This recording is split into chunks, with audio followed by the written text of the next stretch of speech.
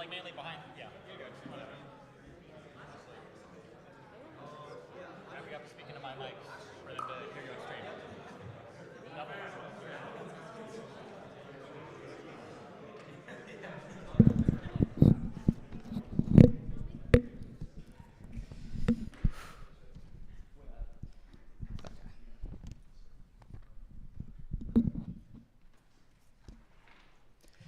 Good evening, everyone. Thanks for coming out. My name is Aidan Flynn, and I'm with Yale Effective Altruism, and I'll be your host for tonight's event, a series of live debates between Stephen, Bunnell, and Yale students. Stephen is a political commentator and streamer known for long-form live debates on public policy, philosophy, and internet culture. He's built a large audience by arguing with people who strongly disagree with him. And tonight, we have some students who are ready to challenge him at Yale. So give it up for Stephen Bunnell.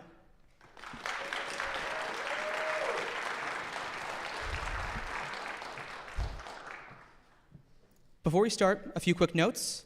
This event is being recorded and live streamed on Stephen's channels.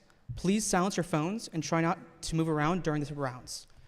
We're here for serious disagreement, not disruption. That means no shouting down speakers and no heckling. You're free to react and applaud, but let the debaters do the debating. In repeated disruptions happen, you will be asked to leave so everyone else can listen. In case of emergency, there is an exit at the front of the hall and 2 exits at the back. Please leave calmly and through the nearest exit and follow instructions from Yale Public Safety. We'll have 4 rounds, each centered on a specific topic, and a Yale student arguing against Stephen. Each round will run about 20 minutes with a short opening statement from the student, a response from Stephen, and a moderated back and forth. I would like to introduce our moderator for tonight's event, Giuseppe De Massa from the Yale Debate Association.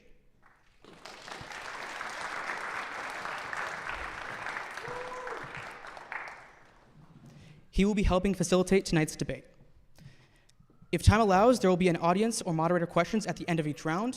After the 4 rounds, we will take a few questions from the audience.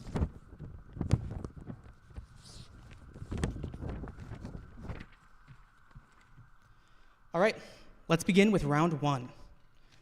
For our first round, the topic is the United States should abolish Medicare and Medicaid. Joining Stephen for this round is Hassan Kadir, from former chairman of the Party of the Right. Hassan will be defending the claim that Medicare and Medicaid should be abolished and the government should not be involved in the healthcare market. Stephen will be opposing this view. Hassan, you have the floor to open this round.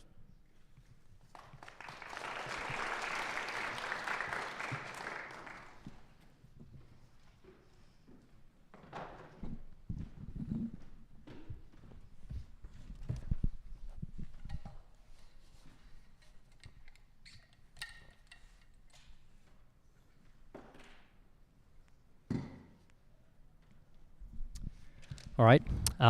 Thank you. We have to speak loud. Thank you, Stephen, for being here, and thank you for Yale Effective Altruism for giving us all this opportunity. I hope we have some very interesting, informative debates. So I guess just to start with my claim, I think we should understand that in the status quo, Medicare and Medicaid combined, and I'll be mainly talking about them combined today, are around $1.9 trillion of annual spending in the federal budget, which accounts to around 20% of the American federal budget and 40% of all of American healthcare spending. It's impossible for us to talk about healthcare spending and healthcare reform without directly addressing Medicare and Medicaid. Yet despite all this spending, we find that the United States has the lowest life expectancy amongst all the developed countries. Why is this? One argument that I'm making is that much of the spending in Medicare and Medicaid, in fact around 1/3, is estimated to be of absolutely no clinical value. This is because the way that these programs work is they've set prices for 10,000 different procedures, and then they will pay healthcare providers based on how many procedures they perform. However, this incentivizes low-quality, recurring procedures rather than actually making the patient healthy. We're spending nearly $2 trillion a year, and yet we're getting systematically low-quality healthcare for the people that we're trying to help. Not only are we giving them low-quality healthcare, but hospitals are incentivized to view them as a captive market because there is no price competition. And beyond that, we should also be thinking about who exactly we're putting in these Medicare and Medicaid cohorts. When these programs were invented in the 1960s, there was an impression that senior citizens needed help from the government. But at least today, they are the wealthiest age cohort in all of America. The median wealth of a senior citizen in America is over $400,000. There's no reason that we should be universally subsidizing the healthcare of all of these people who may be owning mansions and may be millionaires, and yet because they're over 65 are part of this program. My alternative then is to radically move government outside of the healthcare market and to replace Medicare and Medicaid with means-tested health spending vouchers.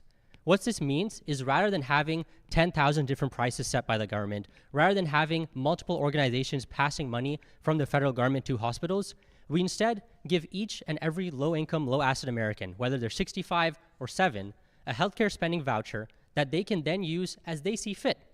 This will increase the amount of competition in the market and allow them to choose the procedures and providers that are actually going to improve their lives.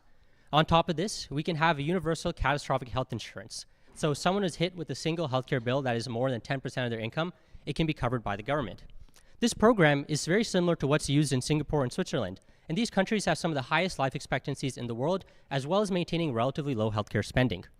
If we were to follow through with this plan, we'd find that instead of spending around $1.9 trillion a year, we'd cut spending down to $600 billion a year while maintaining high quality of care. And with the $1 trillion we save every year, we could do things such as, for example, building a metro system in every city in America. I'm going to have to cut you off for time there. Thank you for the opening statement. Stephen? For the format, am I just speaking back to everything, or what's refresh on this? Yeah, so the idea is to have about a 2-minute Rebuttal, okay. but if you want to go a couple seconds over. Okay, gotcha. Oftentimes when people speak about Medicare and Medicaid, people attack kind of American health insurance from a lot of different angles, and I find that some of these angles are very convincing until you start to dig into them, and then they become a little bit less convincing. So for instance, we kind of want to tie life expectancy, for instance, into healthcare spending or healthcare funding in the United States, and then compare that to spending or life expectancy in other parts of the world. But in the United States, we have issues related to suicidality or violent crime or firearms, for instance, that also directly curb life expectancy, especially by killing some of our youngest people. Last I heard, under the age of from 18 and below, your most likely way of dying is due to firearm violence. I don't know if changing how we spend money on healthcare would necessarily cut into things like that. I'm not really convinced they would. So I'm not sure how much the life expectancy thing would be helped when we look at allocating resources differently in terms of healthcare. Same thing when it comes to like preventative medicine or preventative healthcare. One of the biggest things that pushes a lot of Americans into an unhealthy place in life, especially as they get older, is obesity. And that's another thing where I'm not fully convinced that simply moving some of our money around with how we spend in the United States on healthcare would actually do anything to alleviate the massive obesity stuff.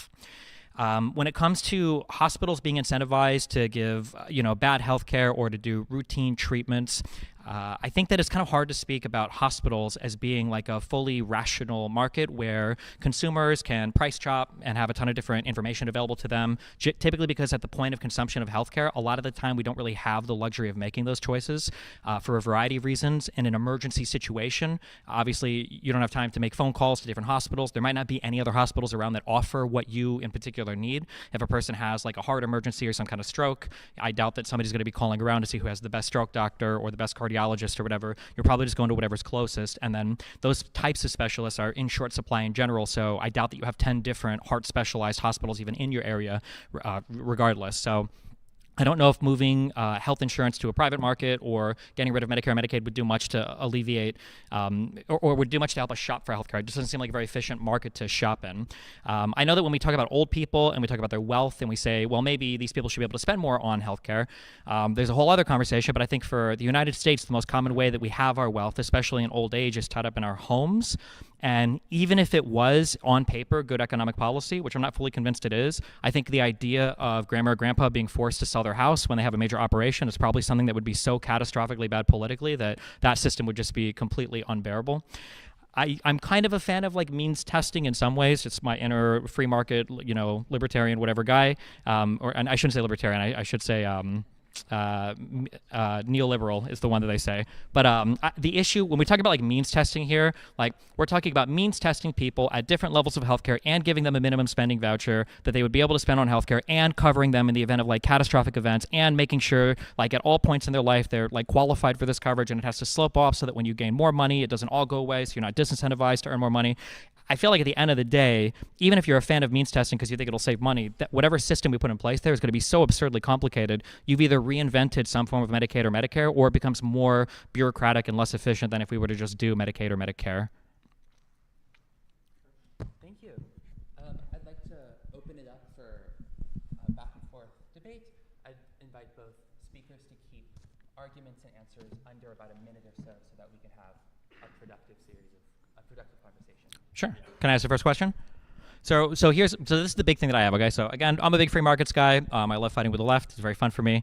That being said, when it comes to healthcare, I'm a big fan of don't reinvent the wheel. I look at every other healthcare system across the world.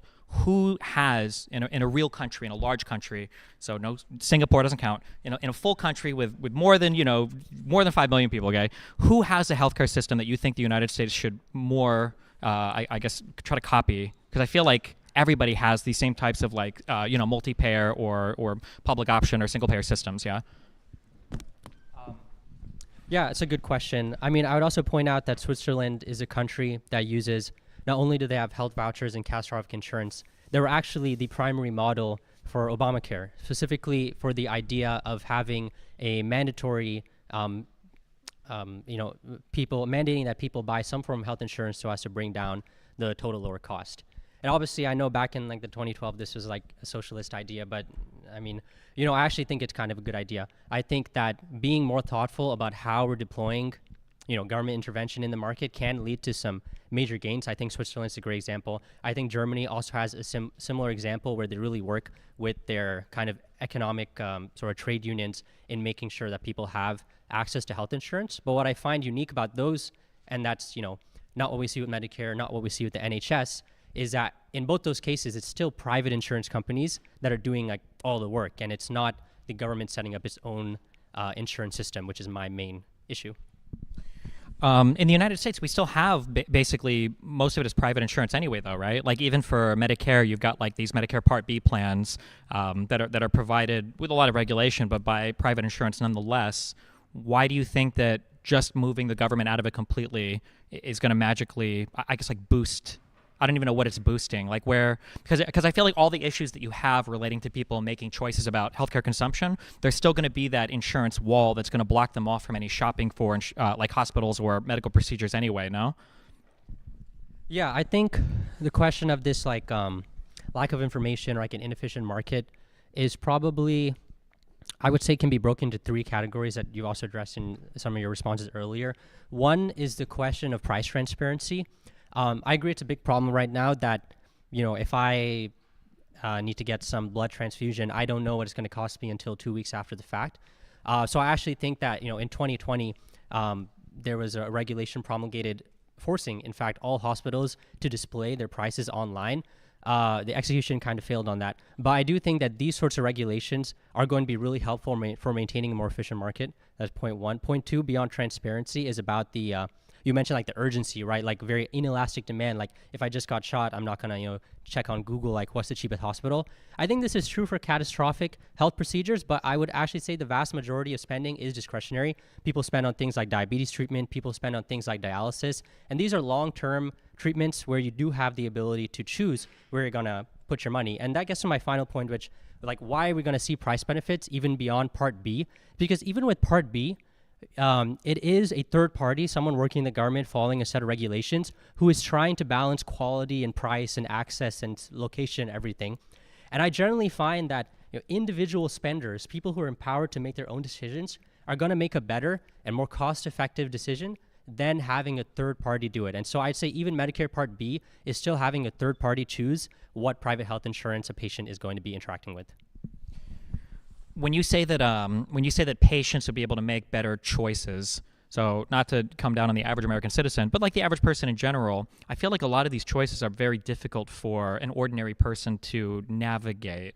Like if somebody were to ask, a person like, do you want this medication or this one? And this has this risks and this benefits. Like even choosing to weigh, which risks and benefits. Like I imagine these are still conversations you're going to have with your doctor to some extent.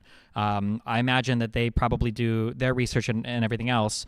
What do you think is the big, what do you think changes if Medicare and Medicaid disappear that isn't already like at play right now? Yeah, Before you answer, I want to give both debaters about a 5-minute warning just to keep people aware of time. It's like 5 minutes until the whole thing is done. Yeah. Okay, cool. Yeah, so I agree. I don't want individual Americans choosing like what sort of medicine to use or exactly how to like go into the body to do the surgery. That would be really bad.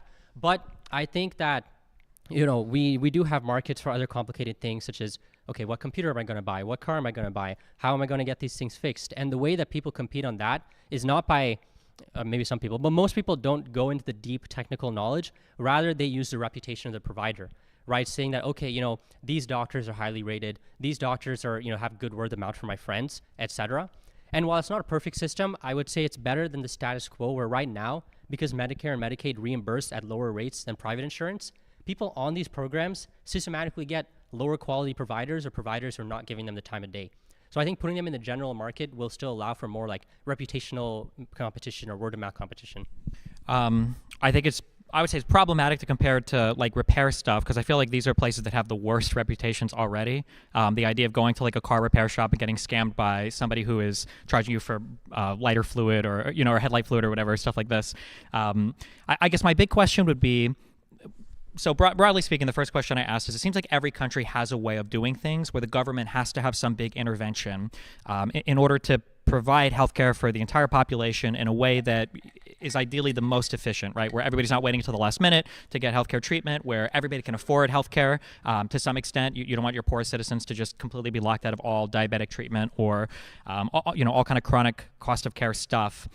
If it was possible to set up a system right now in the United States where private care was better, what do you think are the big roadblocks, or why hasn't anybody done it yet? Or where is the money?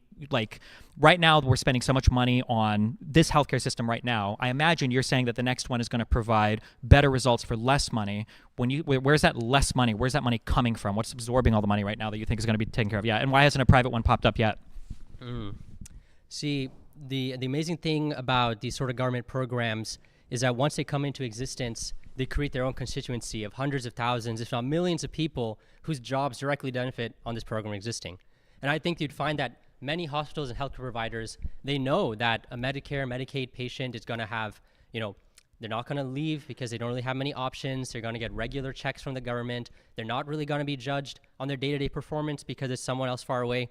So I'd frankly say that a lot of people in the healthcare industry benefit from this arrangement. And, they're the people who are out there going to Congress, with all these briefs. Most people don't really talk about abolishing Medicare, Medicaid, because it's one of those problems where, it's someone else's problem. So I would say, it's these sorts of entrenchment factors that are the reason we haven't gone to this point.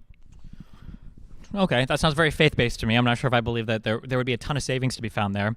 What do you do with people with like chronic conditions? So let's say somebody has diabetes, they're going to be on some expensive, they need some expensive regular care. No insurance provider rationally would adopt this person under any policy unless the government was forcing them to.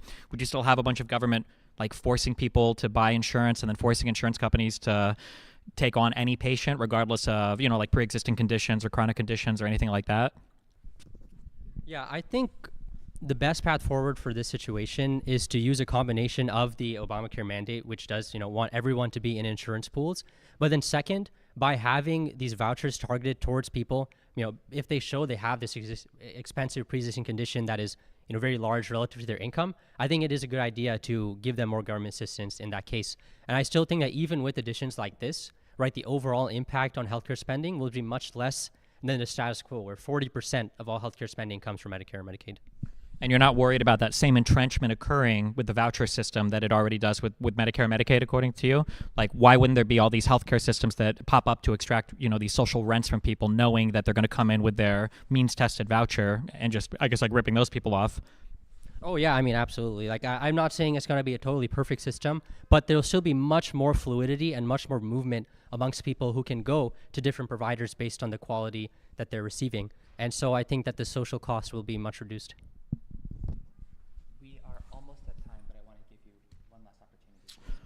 Yeah, I'm sympathetic towards a lot of, open market healthcare issues. I think that there are some things that markets can't provide for utility companies, things we have to duplicate infrastructure, things that have high costs to entry, certain inelastic goods, et cetera, et cetera. I guess kind of back to the first question, I kind of asked it again. When I look at countries around the world, I wish that there were larger countries that adopted kind of these private model systems, because I just don't see them ever being adopted at scale. I do know that there are countries, Germany, I think has a multi-payer system where you can buy private insurance on top of your socially mandated, healthcare coverage. But I don't see anything working in a fully private sense. I feel like we kind of need that social safety net for all the factors that I brought up earlier.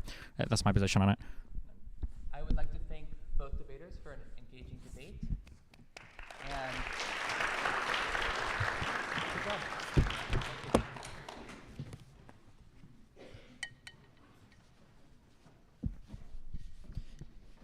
Thank you, Hassan.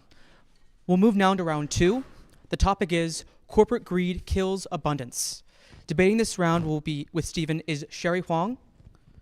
Sherry will be arguing that corporate greed undermines any promise of liberal abundance. Stephen will be pushing back on this claim. Sherry, please begin when you're ready.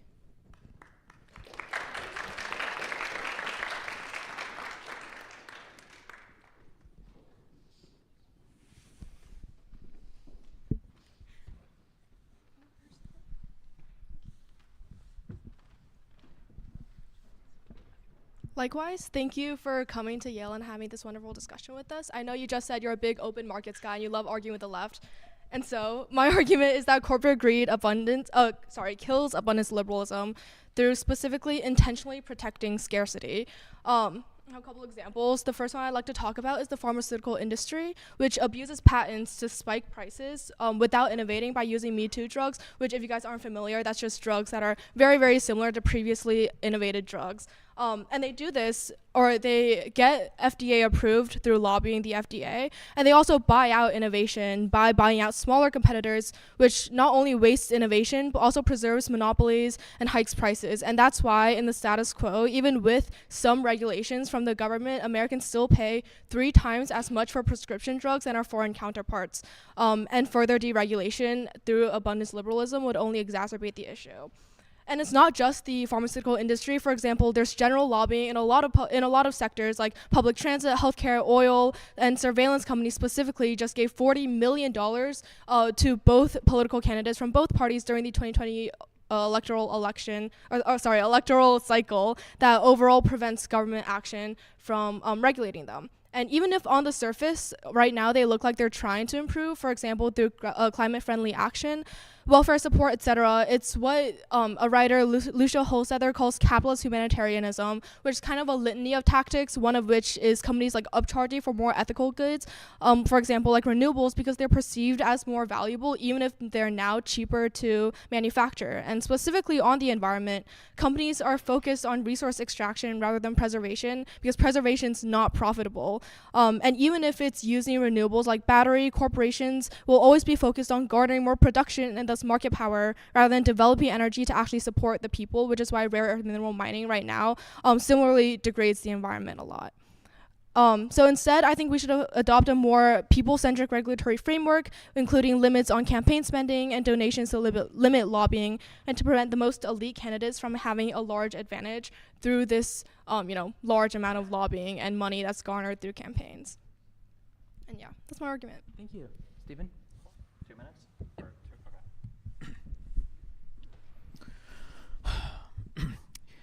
So when it comes to talking about like scarcity or corporations or government involvement in markets, the thing that I like to focus on the most is that like there's this foundational truth that everybody tries to run away from at different parts in the argument, and that's such that markets are real.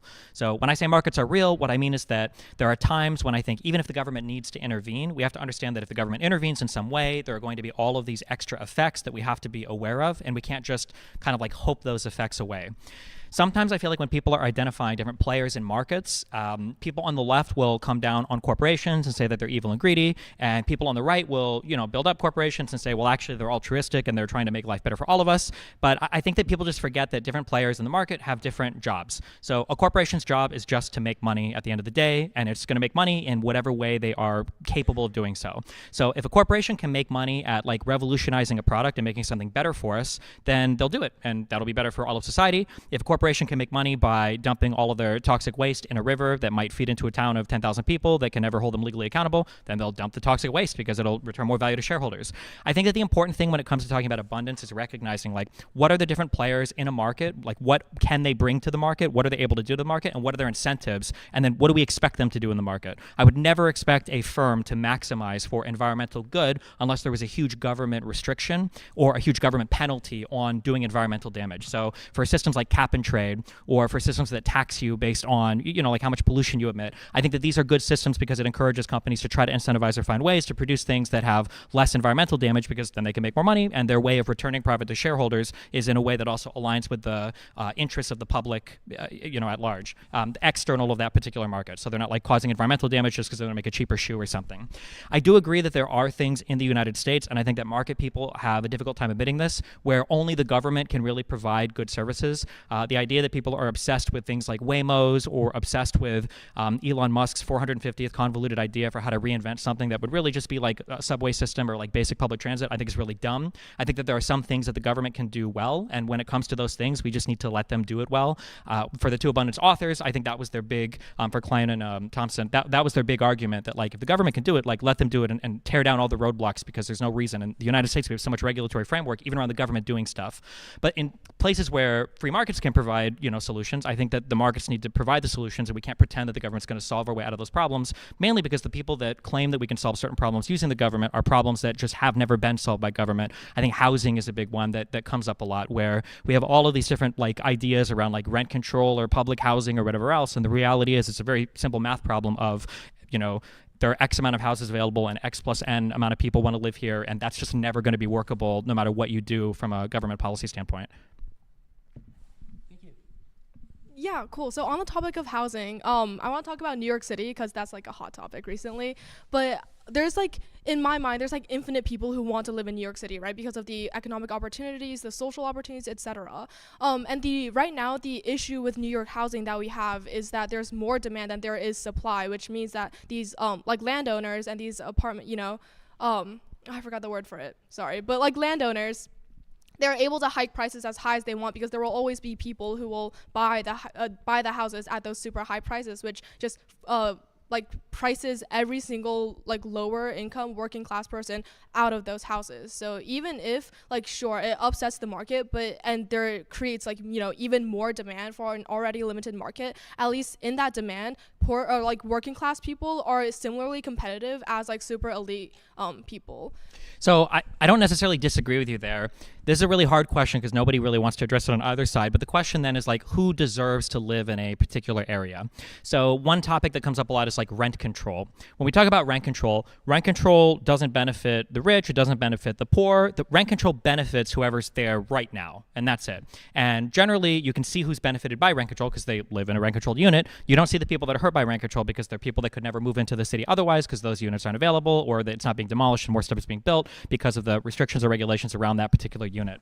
I think a question that's like very difficult that people at some point have to be able to grapple with is if you have 5,000 units available in some area and the prices on those units are high because everyone has to live there, who's to say 1,000 of these should be dedicated to low-income people versus high-income people. Like if you want to save up more money and live in some area, is it more fair that a person who won a lottery got a dedicated housing unit and then you didn't, even if you had more money to pay for it? Like I don't know, why do you think that that's necessarily more fair to do it via lottery versus income? Or Well, I do, because like the whole point of lottery systems is that it's more fair, right? And also it is like it gives everyone an equal chance and equal opportunity. And I think a lot of people who are wealthier, especially in the United States, get that either from like generational wealth or from like a lot of billionaires. I personally think like exploit workers a lot. And a lot of lower class or lower income people aren't lower income because they don't work hard. It's because of structural disadvantages that they've had to face, whether it's because of generational wealth or race, etc. And I think being able to give those a greater opportunity, it also like goes back to the idea of like affirmative action, right? Giving those people like a comparatively more opportunity will only even the playing field rather than giving them a larger opportunity, if that makes sense. So I don't necessarily disagree in theory. I just think in practice, like rent control, you already have to be there to have the unit. Like I don't think that like if there were minorities or disadvantaged people for whatever reason that didn't have generational wealth or whatever else that wanted to move into New York City, it's not like they could magically swoop in and grab one of these rent controlled units. I don't want to get stuck too much on housing, although I know we have limited time just because I feel like for housing that the biggest issue you run into is, I guess this actually ties into the argument that I'm having related to, firms are incentivized to do what firms do, unions do what unions do, buyers do what buyers do. I think the issue is that when it comes to housing, your most stringent voter bloc are going to be your people that have the biggest stake in housing, and their stake is to keep housing as unaffordable and as exclusive as possible, because anything that you do to make housing more available or affordable is going to necessarily lower the rents or lower the value of the homes of the people that currently live there. So I think the YIMBYism is a big, or the NIMBYism, I should say, is a big issue, where people don't want expansion of housing because it'll threaten their, the biggest asset that they own for their family. I think that's one of the issues where this would be a good government thing, although they already kind of restrict the housing supply by doing zoning, where the only solution for this is just zone more houses and to have developers come in and build. But again, housing is a special thing because it's like a very restrictive market. When it comes to things like healthcare, I get this argument a lot that people will talk about, the patent abuse on drugs and everything. And I guess I'm sure there are examples of that. But one of the issues that I have when people bring this up is like insulin is the most talked about drug when people talk about these types of things, about how they'll make a small tweak and then they'll claim that this insulin is better, even though insulin was made, off patent, 100 years ago, whatever, the first guy to, suck it out of a pig, decided this is going to be insulin that everybody can use.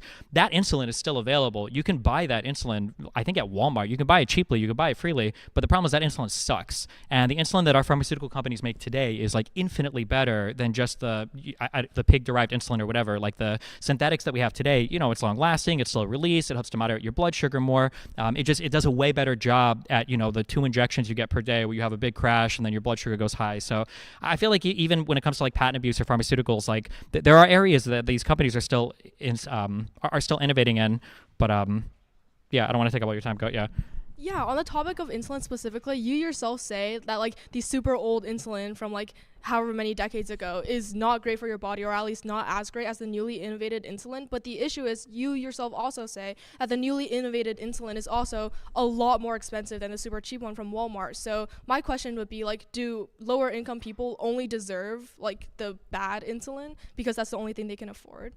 No, unlike the earlier guy, I don't think we should have only private healthcare. I just think it's important to recognize, like we just can't have everything.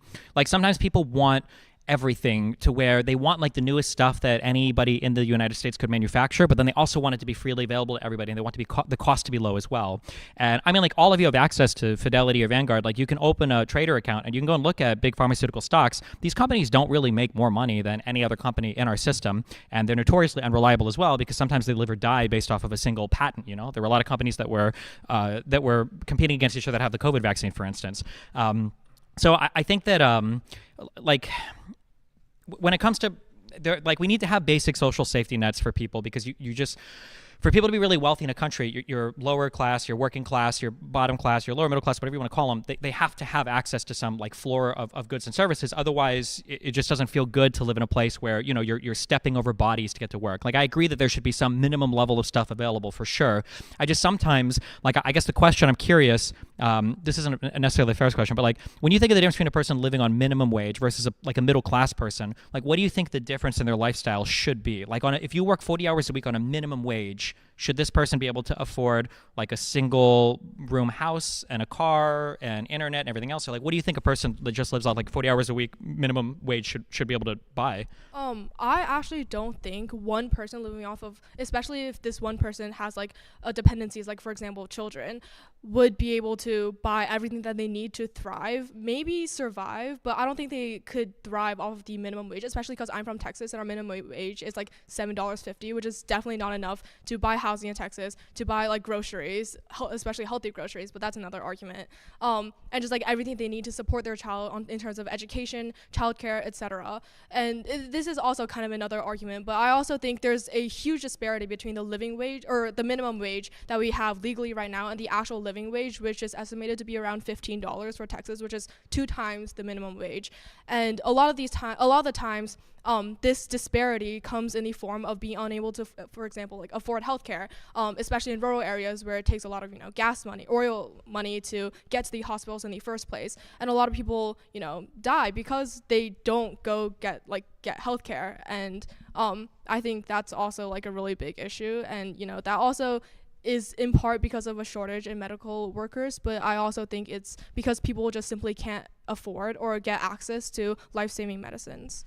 I'm curious. So 5 minutes. Both candidates. So for the topic of this thing, it was corporate greed kills abundance. What do you think are like a couple big policies? You mentioned like a people-centric framework. What do you think are a couple big policies that are both advantageous to people in general, but is like contrary to what I guess like abundance liberals advocate for?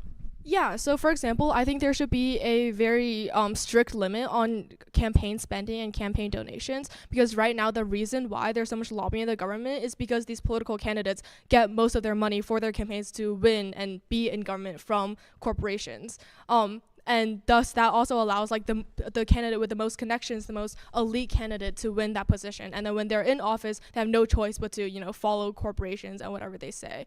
And putting that strict limit will not only level the playing field in terms of political elections, but also, prevent corporate lobbying.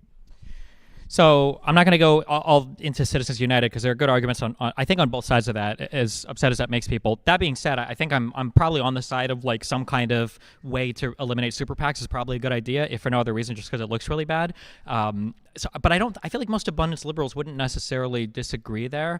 I feel like maybe I should have asked for the question. When you say abundance liberalism, are you talking about like the Klein and Thompson book with like the abundance liberals and everything? Yeah, I think on that point, I'm mostly talking about how like innovation is kind of impossible. Or you also touched upon this, but we kind of lost the plot. But I think innovation is kind of impossible with the corporate system we have today, because like I talked about before, pharmaceutical companies just make Me Too drugs that are maybe marginally more innovative and marginally better, but spread out across like years when it really could be a lot faster. And usually it's these smaller companies that innovate because that's the only way they can compete. But a lot of the times, before they can fully innovate, these large corporations just come in and buy out that smaller organization, that smaller corporation, so that they can maintain their monopoly.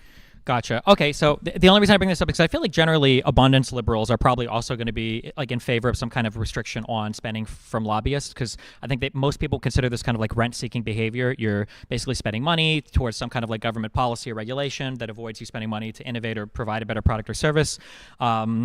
The last thing that you brought up, I'm a bad person to argue for that, because actually I think that the culture of creating a company just to sell it to another company, I actually think is absolute cancer, and I actually don't like the amount of vertical and horizontal integration that seems to be built into a lot of our technology sector. That if you talk to anybody in San Francisco, like the goal, the dream is to be acquired by Amazon or Google or whatever else. And I actually think there do need to be way more restrictions on that. I don't know how Facebook can own, I think like WhatsApp, and Instagram and Facebook and Messenger and everything else. So I wouldn't necessarily disagree there. I don't know if a lot of abundance liberals would necessarily disagree on that either. But I guess you'd have to ask them on that. Yeah, is there a third? Any other thing? I'm trying to think of it. Well, I was just talking about in terms of innovation, like a bunch of abundance liberals think that deregulation is the best way to achieve innovation, which I think is totally untrue, because deregulation will only allow companies to, again, create Me Too drugs, for example, and spike prices. And I think, right now we're not seeing, a whole lot of innovation. So either way, it's like kind of, try or die. I mean, I disagree. You don't think we see any innovation in the American healthcare system at all, or? I think we see very little as to what we could accomplish. Like the COVID vaccine came out really, really fast, and that's because there were a bunch of government incentives created for these companies. The issue is there's not government incentives for like any other drug. I think there are. We have like the rare drugs program or whatever. There's a name for this. But for rare diseases, the government offers a bounty. There's also, I think, like my guess would be probably within like 15 to 20 years, I think we'll have drugs for Alzheimer's disease that will be on the market. Like we're very, very, very close to kind of cracking the egg on that. I don't know if that's a saying or not, but yeah, I feel like there is innovation there. Sometimes it's hard to see, especially right now. It used to be that liberals were the ones that kind of fought against the companies, and then conservatives would highlight the successes of the companies. But because Trump has made everybody lose their minds right now, conservatives aren't like highlighting any successful things that any corporations have done. So like nobody is speaking out for the poor billionaires and the poor huge corporations. I do agree that we do need a better regulatory environment. One of the biggest arguments, to echo my queen Nancy Pelosi, who said that we need a Pelosi is a queen, okay? In this house, we don't disrespect Pelosi. Not while I'm here, okay? But Pelosi said we need a strong conservative party, and I think part of the reason why we need a strong conservative Republican party is so that we can bring back these like regulatory questions. Because right now we really don't have any approach to regulation. The left wants to regulate for whatever the agenda is, and Trump wants to deregulate for whatever he can get bribes on or invest personally in to enrich himself and his family. So we don't have that good conversation anymore. So yeah. I think that largely speaking, I would say abundance liberalism is about trying to find things that the market can do well and then rewarding them for that. And then when they can't do it well, get out of the way of the government doing it. I think we like half agree on some of this and half agree on other disagree on other things, but go ahead. Oh, yeah. Yeah. Kind of. I just think that there's not much that the market can do well except make money. And I don't think making money, or at least corporations making a bunch of money, like billions of dollars, is necessarily a good thing for also a lineage of other factors. I think my overall argument is just that corporations can't do much well, and thus we have to rely on a non-corporate led government, which also doesn't exist right now, actually. But that's, I think, where I mostly disagree with abundance liberals. Thank you. Let's give the debaters a round of applause.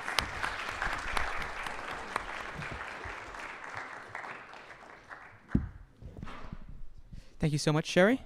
For round 3, we turn to a more personal and media-focused question. The topic is Destiny's rhetoric inflames the political climate. On this round, we have Hannah Owens, the president of Yale Effective Altruism and the member of the Yale Debate Association. Hannah will be arguing that Stephen's style of rhetoric makes the political climate much more polarized. Stephen, of course, will have a chance to defend and respond to your approach. Hannah, you can start us off.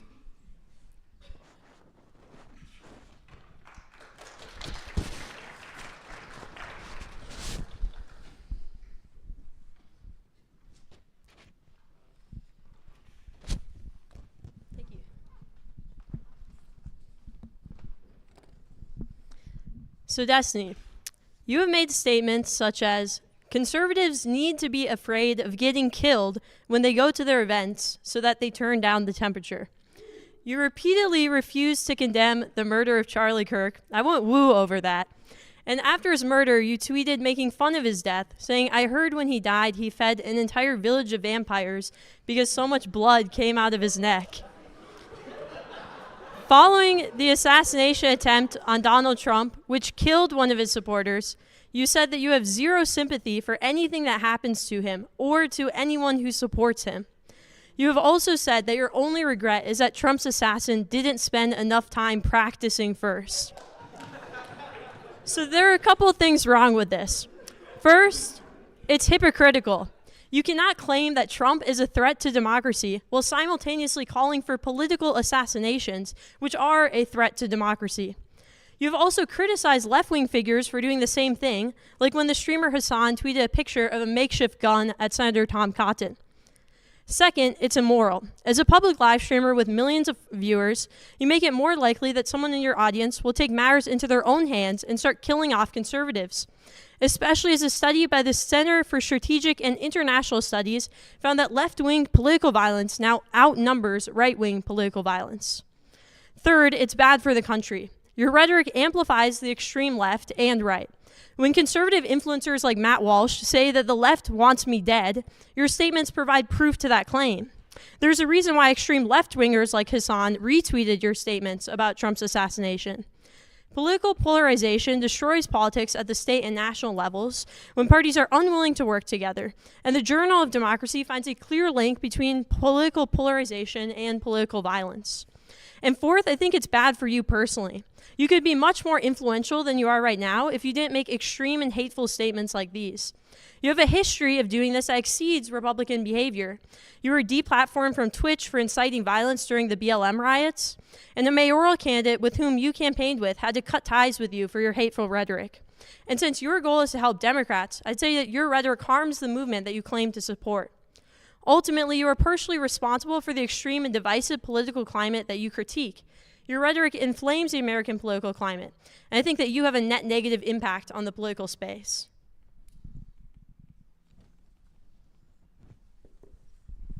Jeez. Okay, so for my response to this is something that I've been stressing to people. There are two things that people see, and there's a third thing that people don't see. when it comes time to be civil in a conversation, both sides have to agree to that. One side can't agree and the other side not agree, and one side can't force agreement on that. And this is a thing that conservatives have been relying on liberals not understanding for decades. When one person, comes into an area to start a fight with another person, that other person fighting back is not being hypocritical, is not being immoral, and is certainly not engaging in the same action as the person who came in to start the fight.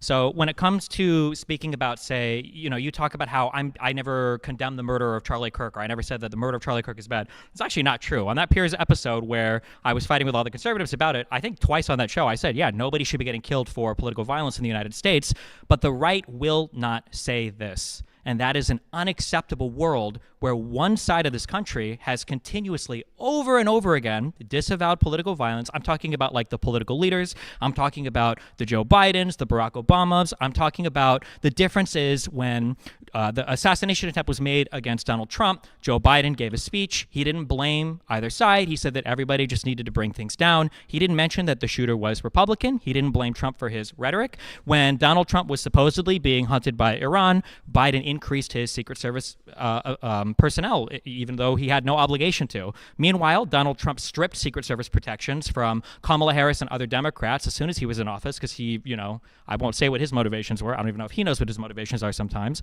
And Donald Trump continues to do one-sided attacks against only one section of the country when it comes to calling for people to stop being violent.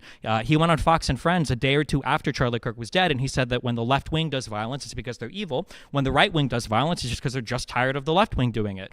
When Biden was running for president, he had to disavow all the violence of the BLM protests. When Donald Trump ran for president the second and third time, he did it with the promise of pardoning every single January 6ther and every single person around him that was engaged in seditious conspiracy or a number of other crimes that were doing it to further Trump's interests. And he followed through with all of those pardons. When it comes to violent rhetoric, I'll make a lot of jokes. Now, conservatives supposedly make a lot of jokes. They said, I remember when Elon bought X that comedy was legal again. Apparently it's not, because I catch a lot of heat for some of my tweets, but they have no problem when it comes time to making jokes about Paul Pelosi, when he was almost beat to death by a guy in his house with a hammer, only because the cops showed up. The guy didn't get to go through with it. They have no problem making jokes or conspiracy theories about different shooters. Donald Trump didn't even acknowledge the death of the two Minnesotan lawmakers, or the one Minnesota lawmaker and her husband, and the other one that was attempted to be killed. When he was asked about this in the White House, he said, who? He didn't even remember it. This environment is not equal. So all this is said, and the most common response to me is basically, well, aren't you just making it worse? So I don't think that standing there and allowing yourself to have the most unbelievably inflammatory, hateful, disgusting, threatening remarks made at you as a side over and over and over again by one side and remaining quiet, I don't think that there is any virtue in that. I think insofar as you allow yourself to be ran over and destroyed by one side that has absolutely no limitations on how they conduct themselves, I just don't see what the virtue is in that. I've heard people online who have said things like, I was going to make this joke about this particular thing, but I know if I say this, Destiny's going to come at me and make this comment about it, so I'm not going to say anything about it. I think it's good that if you're a conservative and you read something that I say and that really pisses you off, really gets the snowflake twinkling or whatever, if that happens, good. I think you should feel upset. And maybe, just maybe, the next time Trump makes an unhinged tweet or truth, maybe a conservative stops and thinks, maybe it's not okay to just support these statements as trolls or memes or epic jokes. And maybe if I'm trying to hold a YouTuber I'm watching online more accountable for his speech than I am the president of the United States, maybe there's something that's deeply wrong and flawed with that system that the conservatives could step back and take a look at. I respond? Okay. So what I'm not calling for is for you or for Democrats at large to remain quiet, right? What I think I'm clearly calling for you is to not do the same thing that you're critiquing conservatives and Republicans for doing. If you think that's bad when Trump says inflammatory rhetoric, or if a conservative calls for a Democrat to be killed, you can no longer criticize that practice when you then turn around and say, I actually want the conservatives to be being killed, and I want Trump to be the one who's getting killed. You recognize that my position is not the same as them, though, right? That when they say it's funny and hilarious when the left gets killed and we're going to never recognize our side, that when I say, oh, okay, well, I'm going to copy the same stuff you do until you're willing to mutually accept that we stop, that these positions aren't the same, because they're never willing to stop, right? Okay, so do you think that that's what's going to happen? You think that you going out there and saying conservatives need to be killed is going to lead to the conservatives saying, oh yeah, I really want to compromise with this person. Well, so I want to firstly- work together with the Democratic Party. So now." I've never said that conservatives need to be killed. Okay, I've never said that. Wait, so you said specifically that they need to be afraid of getting killed so that they turn down the temperature. But how is someone afraid of getting killed unless there's a threat to their life? Sure. So if you saw more than just what Jesse Waters decided to show on his program on Fox, the entire conversation I'm having there is that when conservatives talk about violence in the United States, it's like a sexy, fun thing for them. And when liberals talk about it, it seems to be more of like a fearful thing, like, hey, we all need to stop. When I hear conservatives talk about violence in the United States, they seem excited for it. And I think there's no fear there, and I think they should be afraid. There was never a call for violence. And if you listen to anything I've said, like, I'm out here doing these events. Clearly, I don't want people getting shot out here because I'm probably going to be the first one to go if that actually happens. What I'm saying is that, like, you can't speak about these things. Like, there needs to be a healthy sense of fear that, like, if we continue to escalate, we're going to end up in, like, some civil war status because conservatives act fearless when it comes to their rhetoric. Yeah, but again, the same thing I would say, which I don't think was addressed, is do you think it's an effective strategy to get one side to negotiate with you to say that you're okay with them dying and it doesn't bother you if they get killed? I think it's more effective than allowing them to do it, like, unimpugned, yeah. Wouldn't it be more effective to say it's bad when they do it and that's how you can win voters to then get elected? What? That didn't work last time, did it? Oh, so you think just because Biden lost one election, that means that MAGA Republicans rule the country and that Democrats have no chance of winning unless they become authoritarian themselves? I think Democrats will win the next set of elections, but I think the fact that Trump won says something is deeply wrong with the American public right now and is deeply wrong with our discourse. If Kamala would have won all 7 swing states, it wouldn't have been as much of a landslide as it should have been in that election. The reality is that the president makes on a daily basis unhinged tweets that would dwarf the entirety of an ordinary Democratic president's tweet history combined. I can probably find some of these tweeted today or yesterday that he said that's worse than the totality of everything said in his entire administration for Obama, for Biden, for any of the Clintons.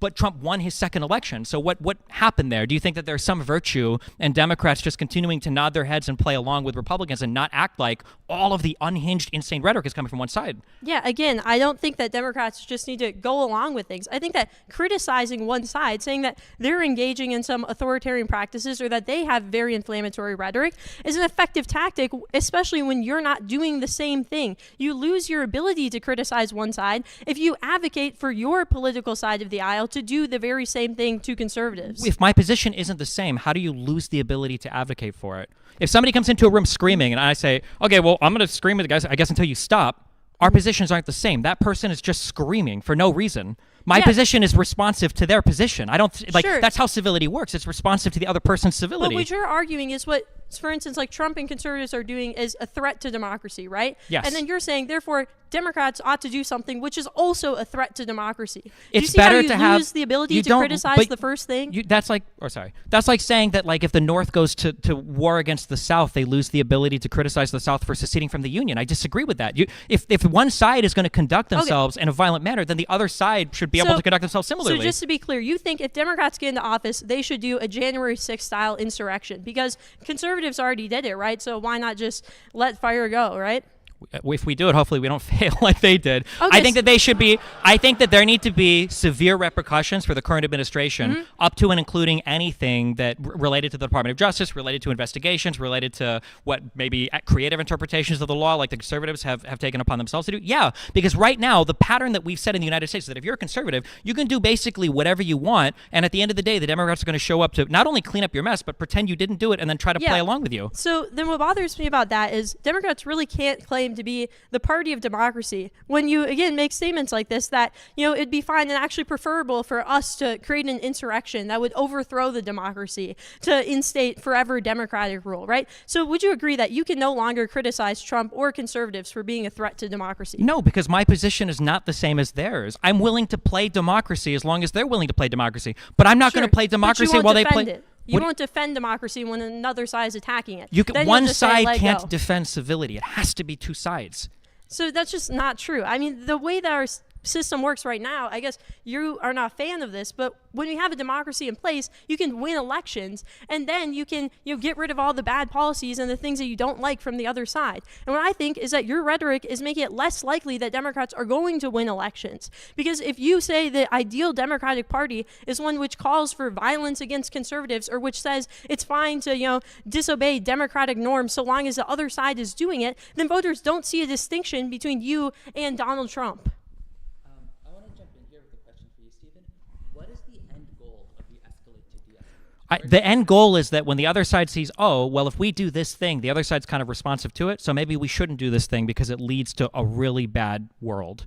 The issue that I have right now is the world that you're advocating for is one where Democrats just continue to, say, okay, well, we're not going to engage in that because we want to have some, I guess, moral high ground, some imagined moral high ground, while Republicans engage in the most insane rhetoric possible and don't suffer any electoral losses for it. You keep saying that, like, well, if you engage in the same rhetoric that they do, you're going to lose voters. They won the last election. I don't know what that means. That's like the weaker side saying, if you do this thing that the other guy's doing, you're going to be weaker than he is, and he's already stronger than you. How? But like you said, there's a difference between retaliation and starting a strategy to begin with. So if all the Democratic voters are voting for you because they believe in democracy and they believe in these norms, you take away the difference between you and Republicans when you start to engage in the same behavior that they are engaging with. But there's still a difference. The difference is that the Democrats are willing to come back to the table and be adults if the Republicans are. And you say that, like, you're losing the voters. We already lost the voters. We lost the majority vote in the last election, and the first time in how long for the people that voted in the election. It doesn't seem like they care too much about it. It seems like they're more concerned with an executive that seems like it's championing the interests of the people with, chants like lock her up, than they are about people caring about democratic norms. I think that it feels like the left isn't fighting for the American public when they just allow themselves to be steamrolled over and over and over again by a right whose rhetoric is getting increasingly unhinged. Okay, so just to clarify, you think it would be a good thing for Democrats electorally if they were to adopt the same rhetoric that Donald Trump or conservatives are currently using, like on a mass scale? It would be better than just having them adopt it, yes. Okay, so you think it's better, though, than what the Democratic Party is doing currently, which is criticizing Trump and the conservatives for having that type of rhetoric? Yes, because even an electoral win, I don't think is a real win. When it's 50-50 with like the most authoritarian guy ever, with a guy who's making truths and tweets about having his political opponents hanged, and then people are like, well, sometimes YouTubers are being kind of mean. Like, this world is not equivalent to me. It's not rational. It's not sane. Like, a bare win over a guy who's joking about running for a third term, and he's only joking about it because he's probably never going to survive this term because he's so sick all the time. Sure. I don't think that's a huge political win for us. Okay, but once again, I don't understand the criticism of Trump wanting Democrats to be hanged. If you think it's fine if a Democrat were to say that Republicans should be hanged, right? If a guy was holding an explosive over here and I'm holding a weight that's going to drop and hit an explosive over here, if he blows me up, our positions are not the same. If he never blows his dynamite up, I'll never drop the weight and blow mine up. I just watched Terminator 2, so I remember the scene where the guy blew all the people up, right? But you keep saying, Republicans keep making the same mistake saying, you guys have the same position, so now you can't criticize them anymore. My position is responsive to their position. Sure, but do you think that once you pass that threshold, like say once Democrats have done their own January 6th and we have no democracy, you really think you can get back to the system that we had beforehand? That there's an effective way to de-escalate the system after you have engaged in escalating it? I think that whatever comes after, even if it's a war, is preferable to a system where the next person thinks that they can act like Donald Trump too and get away with it over and over again. Because right now, the Republicans, in their mind, they should run another candidate that's just like Trump but worse because they haven't even paid any electoral consequences for it. Stephen, are you calling for a war when you say the next person, it's better to have a war? No, I'm not calling for war.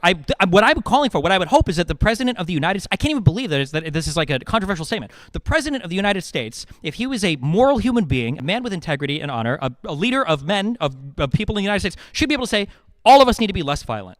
That's like the most bare minimum decent statement in the world a person can make. But for some reason, the president can't make that statement, and conservatives are obsessed with criticizing the left anytime they say stuff that's even remotely approaching what the President of the United States is saying on a near daily basis, publicly, on social media, in 4K, like broadcasted to the whole internet, not even said with shame, like behind closed doors. Okay, well, again, my response to this, so your response is, well, when Democrats do it, it's just in retaliation. When conservatives do it, they started it, right? A conservative would say the exact same thing thing. Someone like Donald Trump would say the reason why I'm, making inflammatory statements is because Democrats are engaging in political violence because they killed Charlie Kirk and because, they want like Republicans to go to jail and they tried to indict me and all this stuff. So the escalation comes on both sides. You can make the argument from either side.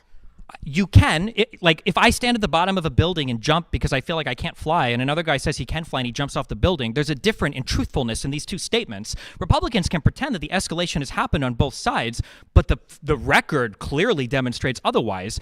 Nobody was running around killing cops with a "I'm doing Joe Biden's orders" bumper sticker or whatever, or like "I'm here for Biden, he ordered me to be here." That's not true. All of the unhinged stuff comes from Trump, from the conservatives. The conservatives, the only reason people even know about what people on the left say is because the conservatives will find people on the far left and amplify. The average left-leaning person doesn't want kitty litter boxes in schools, but Joe Rogan is out here saying that they're all over the place. But I agree with that. I would say that a lot of the extreme violence that we see does come from the extreme left, from people like, Hassan Piker advocate for violence, for instance. But as I said, you amplify those voices when you yourself support that violence. I don't think that the violence will be coming from these milquetoast liberals, but it will probably be coming from communists, from socialists, from authoritarians, from people who don't care about democracy fundamentally. And so by making violent statements, you're amplifying the voices of the people that you don't like, which is the extreme left and the extreme right.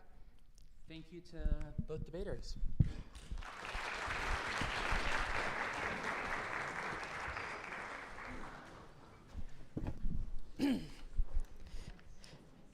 Thank you, Hannah. And thank you, Stephen. For our fourth and final round, the topic shifts to ethics and personal behavior. You ought to be vegan. Debating this with Stephen is Cole Haynes.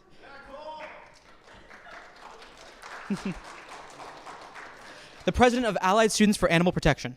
Cole will be arguing that we have a moral obligation to be vegan because animals are morally significant and killing them for food is wrong. Stephen will be challenging this conclusion. Cole, you have the floor. Thank you so much, Aiden. Thank you to Yale Effective Altruism for putting this on. And thank you to Destiny. As someone who's not a formal debater myself, I really appreciate your ability to just come here on the spot, come up with this on the fly, as it were. So, in 2020, over the course of a few months, pork producers in Iowa Falls packed over 1 million pigs into barns. They then shut off the ventilation and pumped in 150-degree steam. Video shows pigs screaming, collapsing and writhing in pain for nearly 3 hours before the barn finally fell silent. Shortly after, a new batch of pigs were loaded in. This event was, by all plausible accounts, a holocaust. And yet few people know it happened, let alone that this kind of thing happens constantly. 80 billion land animals a year, that's 200 million every day, are raised on factory farms in some of the worst conditions imaginable. These facts make eating animal products, in my view, one of the worst things a person will do in their lives. My argument is very simple. First, I claim that it is deeply wrong to cause enormous amounts of pain, suffering, and death, even to animals, for comparatively trivial benefit. This is a modest claim. It doesn't require controversial views about animal rights or how much moral status animals have. It supports some of our most basic intuitions. For instance, most of us would agree that it would be seriously wrong to light a cat on fire for the sake of hearing its screams. My second claim is that in ordinary circumstances, when we buy or consume animal products, we cause massive amounts of suffering for trivial benefits. Consider some of the facts about factory farming as of 2025. Nearly all breeding pigs live in crates so small that they can't turn around. Piglets are castrated and mutilated without anesthetic. Many pigs arrive at slaughter with pneumonia. Transport alone kills hundreds of thousands. For broiler chickens, they're bred to grow so fast that most spend their lives in pain or are unable to walk. About 500,000 birds per year are boiled alive due to improper stunning methods in scalding tanks. Egg-laying hens live in cages smaller than a sheet of paper. Male chicks, about 7 billion a year, are killed on their first day of life because they're deemed unfit for the egg-laying hen industry. For years, scientific consensus has held that non-human animals experience pain and pleasure much like we do. As the 2012 Cambridge Declaration on Consciousness states, the weight of evidence indicates that humans are not unique in possessing the neurological substrates that generate consciousness. What makes torture morally bad is the intrinsic character of the experience, the way it feels from the inside, not the species or intelligence of the victim. A typical meat eater causes animals to spend about 132,000 extra days, that's roughly 364 years, on factory farms. Causing 364 years of torture is presumptively wrong. So the question is, do we have a sufficiently good reason for doing this? For most of us, we clearly don't. Animal products taste great. I will be the first person to admit this. And they're probably better than plant-based products. But our gustatory pleasure is clearly a bad justification for justifying torturing sentient beings. Especially for someone like Destiny, with the platform that you have, the stakes are even higher. If you convince just 3% of your average viewers to go vegan, you could help spare roughly 210,000 animals from some of the worst misery ever experienced by sentient beings. So my question to you, Destiny, is why aren't you vegan yet? Okay, I think that there are two huge problems with veganism that I think vegans hand wave away, and they just kind of assume are one is that the thing doesn't matter, and then the second is that we just kind of take it for granted. So the first thing that I will say is it's strange to speak about moral ways to treat any class of things that will never themselves be able to conduct themselves in moral ways. I don't think that's a request that we would ever make of any group of people or any individual, that you would treat, some person or something or some entity that can never develop morality or any kind of moral systems on their own. So in a world with humans, we talk about farming a pig as being this deeply unethical thing, but if you remove the human aspect from it, you put the pig in the wild and some tiger, I don't think pigs and tigers live together, but whatever fucking animal eats pigs, right? If this thing were to encounter the pig and eat it from the nuts up or whatever, because based on the videos I've seen on YouTube, it's a real crazy way that they hunt, that somehow that situation is like a morally preferable one to factory farming. The reality is that given a world where humans don't exist, where factory farming doesn't exist, all of the same type of animal suffering basically exists, completely unstopped and unchecked by any animal, because nobody would even develop any moral system from these creatures until humans evolve that would ever check any of it. And so I don't know why there is a morally preferable world where animals exist that hunt other animals to the one that exists right now where humans factory farm animals, unless we just say animals themselves never develop the mind to have the agency to have any kind of moral culpability for any of the actions that they take. I'm not aware of any vegans saying that we should be charging animals that are carnivorous with crimes if they murder another animal, but for some reason we consider it unethical if a human consumes one for food. The second issue has to do with this concept of a mind like ours. I'm aware that mammals all possess like similar substrates, similar parts of the brain that do the things that our brain does, but I think it's pretty clear that none of these animals seem to have developed a mind like ours, such that there is no emergent culture, no emergent like real language capacity or communication skills, or the ability to understand things in the past, present, and future, or in other areas at different parts in time. These are all like really sophisticated things that humans have developed, and I think also go into our understanding of things like pain and suffering as well. You can see an animal that gets hurt and it seems to have pain, and it might even develop some kind of like associative responses to stimuli in the environment, and it looks bad, and it pulls at our heartstrings, and I definitely understand that. But I mean, I would hearken to the first thing in that for the moral argument, in the wild, these animals will never develop these moral systems. And then to the second thing, to say that we understand that their understanding of pain or suffering is similar to ours is a statement that I just don't think we can make. I don't know if we'll ever be able to make that statement. We can't even see consciousness really in other people. We just kind of assume it's there when the parts of the brain are communicating, and they seem to have a conscious experience like ours. But to just automatically assume that animals that lack a whole bunch of other traits that humans have magically have that same capacity for pain or suffering, I just don't see where the argument would come from to support that statement. So there's a lot to parse there. I guess the first thing I would ask is, I don't think you fully addressed the claim that I'm making, which is this intuition that we have that it would be wrong to torture a dog for the sake of hearing its screams or something like that. Most of us have this kind of intuition. My question is, how can we explain this intuition except for the principle that it's wrong to cause massive amounts of pain and suffering to beings, even animals, for the sake of relatively trivial benefits like, the pleasure of hearing them scream. So how are you going to explain that principle without, Yeah, I would argue there's two senses of intuition pumping that's happening here. The first is that I think we heavily associate dogs with like man's best friend. Like we've bred them to literally be domesticated animals that are friendly with humans. So the idea that you would be killing one, especially in a way where you're literally just doing it to, have some kind of like weird pleasure, I think that hits against that. But I think people also get similar feelings, funnily enough. I watched this unfold in a Twitch stream once where a bunch of people were abusing this robot that was walking back and forth. They were kicking it, it was falling over, and people were like feeling kind of sad. I'm sure people watched Blade Runner 2049. They felt sad when the one like stick lady got stepped on or whatever, and even though she's a robot, robot. Like we have intuitions for these things, but I don't know if that like tells us anything about the nature of the animal itself. Because if I were to look historically, it seems like hunting developed as a strong thing that was intuitively correct from basically all of human society. I'm not aware of any like huge civilizations. I don't know how common it is that I guess Indians are vegetarian or vegan, but like for the most part, like every human civilization seems to have developed some form of like hunting or animal agriculture, and there wasn't this huge intuitive pushback against everybody doing it. Sorry, that was a long. Yeah, go ahead. Yeah, I'm still not sure you fully addressed. So you addressed some like reasons why we have these intuitions, but you didn't explain why these intuitions don't show that the action is wrong.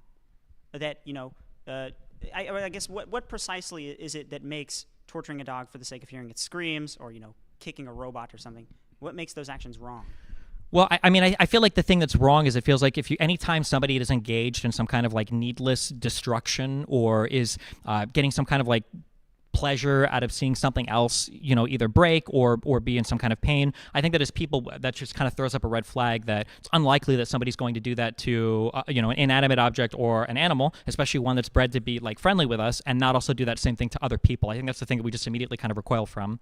Okay, so I mean, to be clear, we put people who torture dogs in prison for many years. First, I think it's up to 7 years in some states. So you're saying the reason we do this is because it's indicative of some kind of cruel disposition that they might, behave in other ways and other wrong ways to other humans. Is that fair to say? Well, if you're asking me where the law comes from, I mean that's a complicated.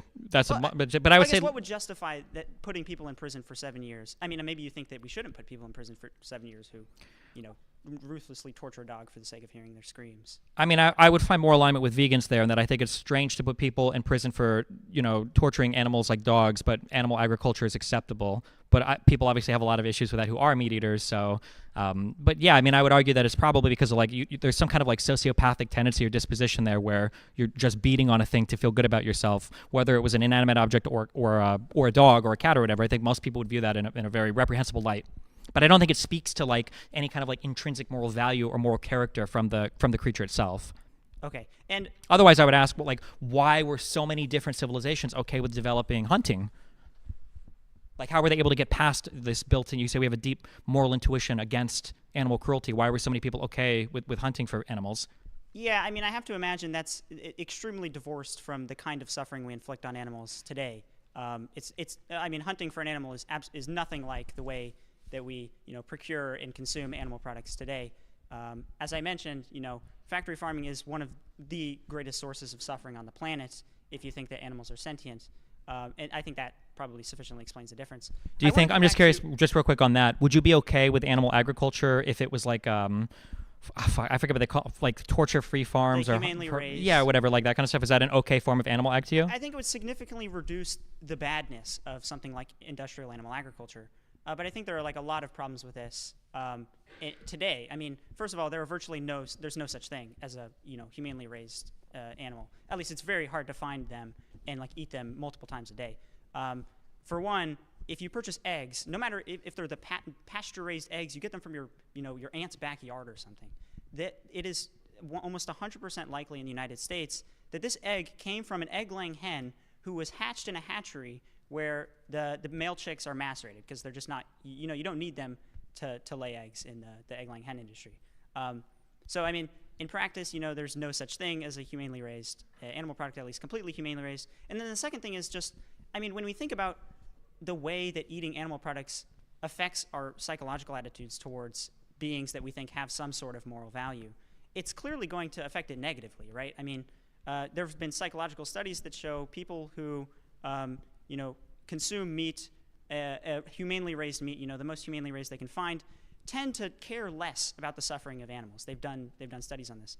I'm sorry, could you repeat that? People that find the most humanely raised meat possible care less about the suffering of animals? Is that what you're saying? Yeah. So I can't remember exactly how the study worked, but they found people who claim to consume only humanely raised meat, and perform a few like psychological evaluations and find that they're less likely to care about the suffering of animals. They're more careless about the suffering of animals, or callous to it. Why do they eat more humanely raised products? I'm assuming they cost more then, no? Isn't that kind of weird? Or what was the explanation for that? Yeah, I'm not entirely sure. Okay. But besides that point, I think in practice, like I said, it's extremely hard to find humanely raised products in the real world. So you'd have to be like extremely diligent, almost as much as a vegan, in how your effort to reduce the suffering you cause with your animal product choices. Theoretically, if you could do it, though. Sure. Yeah, that was the original question. Because then my next question is going to be, it feels like then we're already closer in agreement on my end because you're putting them in some different category, because I don't think we would ever agree that there's like a morally okay way to raise and eat humans, right? So it seems like we're already putting animals in some different category, therefore saying it's okay in some ways to morally raise and consume them, no? Again, I'm willing to concede certain facts about animals generating them having less moral status. I think that there are just still so many problems with the current system that it's in practice, it's not something that's a real concern. For instance, I mean, most of the animals that are killed in the United States are babies. I mean, they're killed at a fraction of their natural lifespan. If the reason killing is wrong or death is bad is because it deprives a being of the future they would have otherwise had, then that seems like a seriously wrong action to take. And yeah, I know. I think most people, they don't know this, but if you ate like an animal product that was from an older animal, it doesn't taste as good. It's like a much tougher meat. Most people wouldn't enjoy it. So, I guess the point I want to just fully reiterate is that someone who is trying to like eat humanely raised products would have to be as diligent as a vegan, because they'd have to admit.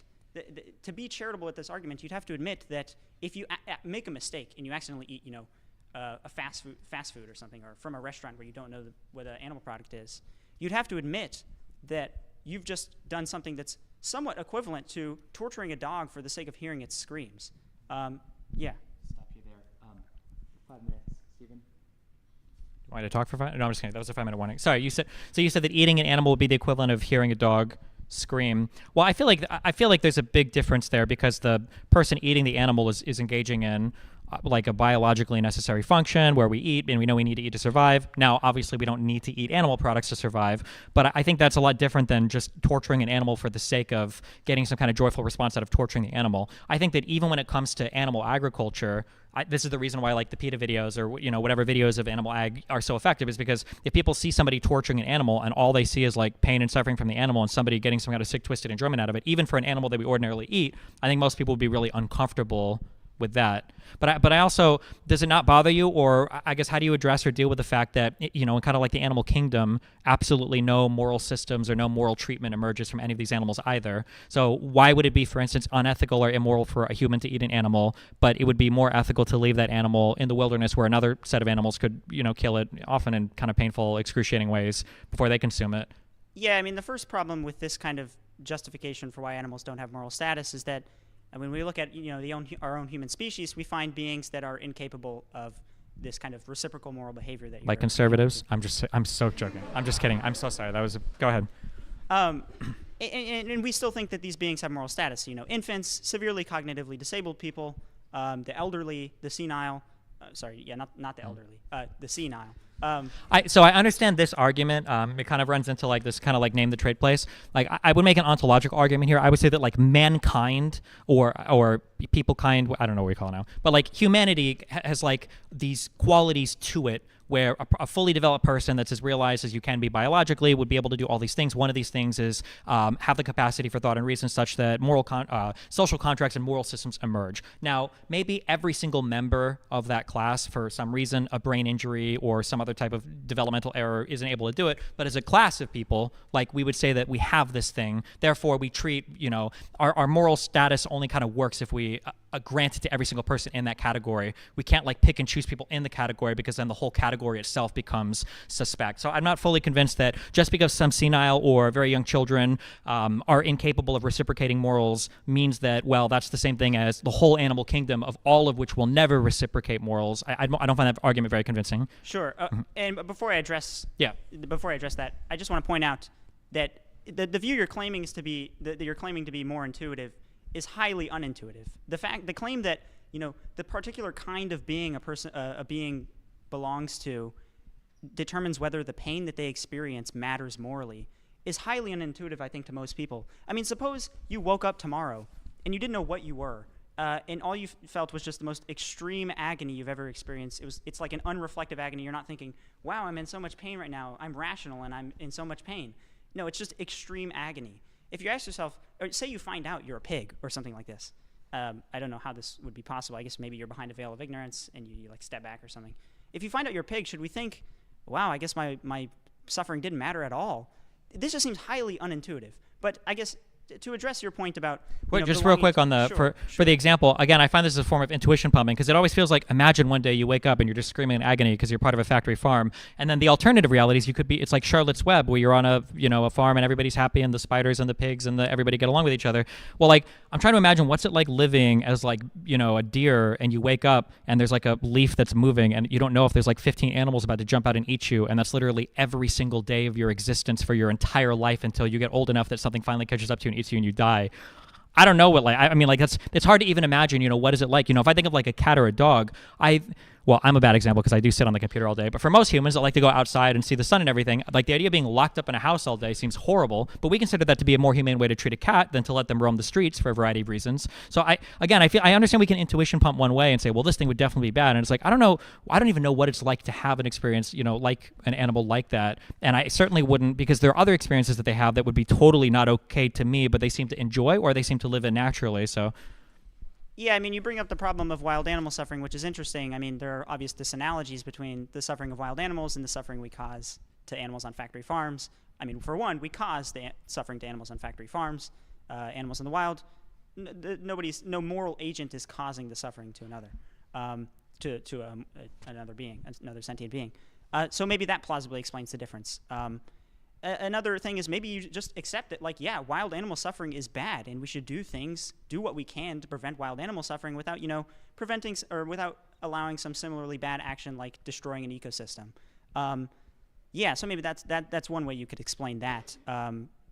Does this argument? This is going to be the last comment. Okay, I'll make a quick comment. Can I give him the last? Because I feel bad if I have the last one. Well, I feel, does this argument not collapse into like a weird like anti-natalist argument where you can say, well, factory farming is bad because it introduces a lot more suffering into the world, and if you just have like the wilderness as is, then there's going to be less suffering. But like, could I make the argument, for instance, like, well, I actually think it's super ethical if you eat only cats because they're obligate carnivores, so for every one cat you eat, you're actually saving like 1,000 other animals, and then could you just not run this ad infinitum until like the larger creature you eat, the less harmful and suffering there is, until like all the animals on the planet are dead and nobody's suffering anymore, and then you can have the last crack at it. Yeah. I'm not sure I follow that. I'm wondering, could you repeat? Well, because cats have to eat other animals to survive generally, right? They're obligate carnivores, carnivores, not carnivals. Some cats are fun, but not that fun. So I'm just saying that, like, would it not be more ethical to kill or eat animals that only have to eat other animals? Like, if I eat one cat, that cat's not eating 100 other animals, so I'm reducing the suffering. And then could you just not run that same thing with every larger creature until you've eaten or eradicated everything on the planet so there's no more suffering? Like a form of, like, animal anti-natalist argument. Yeah, I mean, again, it seems implausible that you'd be able to do anything like this without destroying the ecosystem. But I mean, it's an interesting question whether we should, reduce the number of natural predators in a population. I think it's kind of it's irrelevant to the question of whether we should be causing massive amounts of pain and suffering to sentient beings for trivial benefits. But it is an interesting question. I'm just not sure how it fully relates to the factory farming question. And I guess, yeah, I mean, the last point I just want to emphasize is that the amount of suffering we cause to factory farmed animals in a few years is probably equivalent to the amount of suffering that every human on Earth has ever experienced in the history of humanity. This is just true if you run the numbers and you look at the neuroscientific data that suggests that non-human animals, especially land mammals, experience roughly the same amount of pain and pleasure that humans do, given the same amount of aversive stimuli. That fact makes veganism such a heavy moral imperative. I think it's an interesting question whether animals have a right to life in the way humans do, whether it's permissible to humanely raise and kill an animal. The fact of the matter is that this is just not how the world is right now, and people should be vegan. Contingently, Destiny, you should be vegan until we develop cultivated meat, better plant-based meat. So, yeah. Thank you.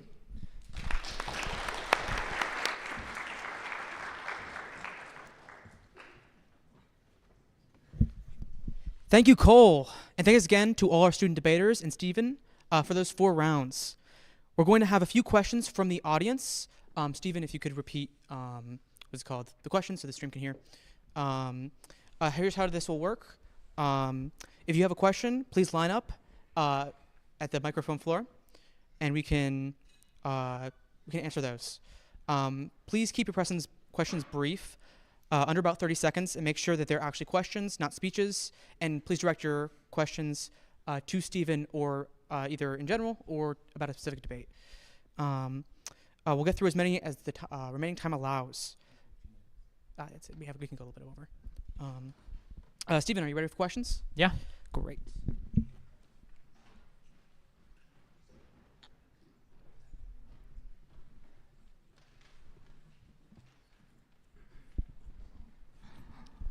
You're going to hear like a weird echo, and then I'll repeat the question.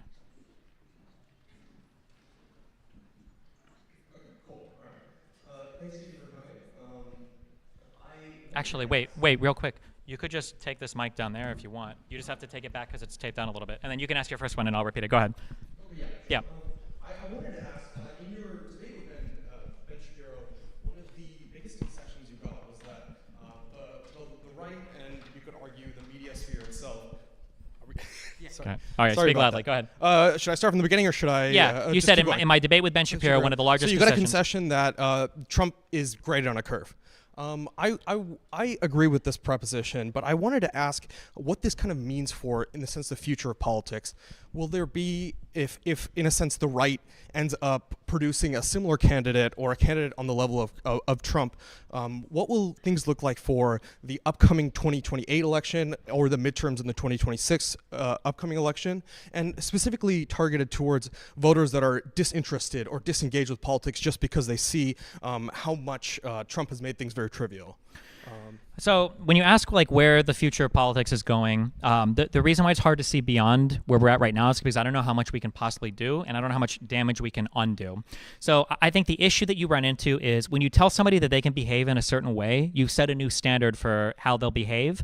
And if you allow somebody to push this boundary, if we're from 0 to 100 and the boundary is normally at 50, if they push it like all the way to 99, you're going to have to fight to bring it back to like 95, let alone back to the 50 where you would want it to be.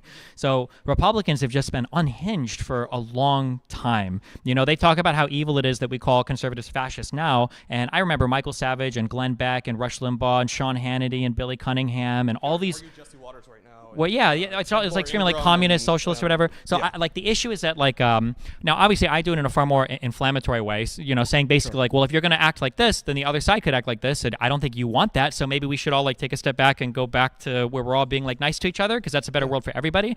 But we have to find a way to one is to it really is such a boring topic, but it goes back to this misinformation thing, because something that my one of the debate opponents brought up earlier related to the rhetoric thing is, well, the other side thinks that the liberals have already done this, and that's an issue. That's a fact-based issue. Yeah. And as long as one side has been able to hijack like what is real and what is true in so many people's minds, if I can invent the past for you, I can justify any future I want, because I can show you these things have happened and these people have justified it. Therefore, you're justified in acting the same. So I would hope that politics somewhat goes back to normal, but it's going to require half the country to completely wake up from the Delulu land they've been living in under Trump too, that we're only not even 1 year into. Yeah. And then it's going to require us to acknowledge as a country there's a lot of foreign players that have a big motivation in how our politics plays out, and there's a lot of bad incentives that exist right now in the United States that the average person can't navigate our media landscape and expect to see what's real and true, because we just don't naturally select for that. We select for things that make us feel good. Agreed. Okay, Awesome. thanks. I'd love to debate you sometime. Sure. You should have signed up for this. Hi, Stephen. Thanks so much. So I'm not a vegan, but I was kind of surprised about some of these answers, and I kind of want to go down at least one of the answers that you gave for Sure. Some of this. So you seem to privilege human sentience and qualify it with abstract reasoning over phenomenological consciousness. And the type of consciousness where we know is conserved in animals, where the nociceptors are the same, the thalamocortical loops are the same, limbic systems are the same, the mechanics of misery are the same. The inference that the capacity for suffering is conserved, you don't seem to actually address these sorts of arguments around why shouldn't we care about this. You sort of answer, well, they're not human.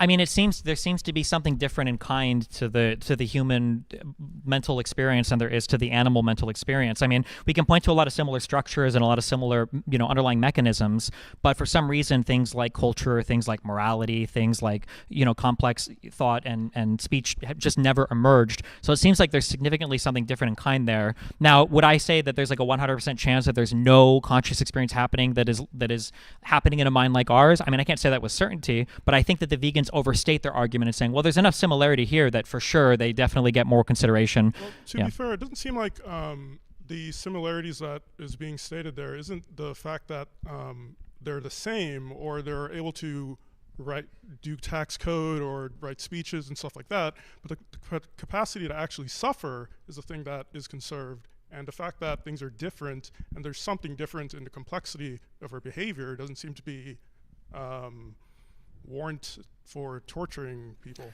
I mean, maybe not. I guess you could explore that further. I would argue that suffering is generally bad for people, but I think that we just kind of like take that for granted because of how our lives exist today.